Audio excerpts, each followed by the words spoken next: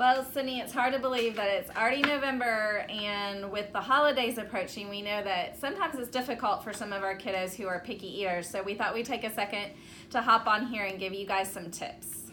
So one of the important things to remember that you can do to help your child as you're getting everything ready for the holidays is make sure to involve them in preparing the food. So washing vegetables, they can touch the food, look at it. You can talk about what it looks like, what it smells like. They can smell it naturally while it's cooking, and that will help your child to be more likely to interact with the food. Yeah. Another suggestion is to serve the food family style so that the child has, again, an opportunity to interact and expose themselves to that food. They can scoop it up, put it on their plate. Again, they can touch it, smell it. Also, they can have that non-preferred food on their plate with a preferred item so that they always have that escape where if they're hungry, they don't have to eat what they just put on their plate. They have their preferred food. So if you're traveling for the holidays and going somewhere, please make sure you bring along some items that you know your child will eat without issues.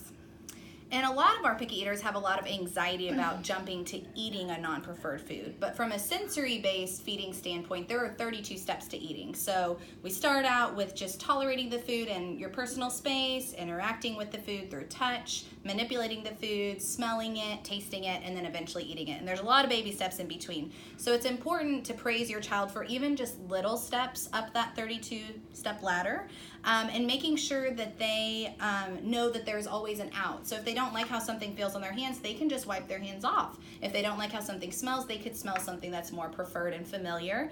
And if they put something in their mouth, they could always go to the trash can and spit it out or spit it out in a napkin. So I think sometimes just having that knowledge that, okay, if the food's on my plate, I have to jump right to eating it, that can be scary. But if they know that they have a way to problem solve and escape their anxiety, then that also helps them to feel a lot more comfortable. And you can also model just taking these little steps, and your child may imitate and take a new step with a new food. So.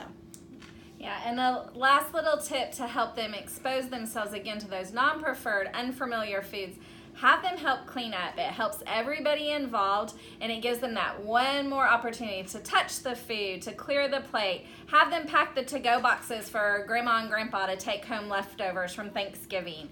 And again, they expose themselves to those non-preferred foods and become more and more familiar with them.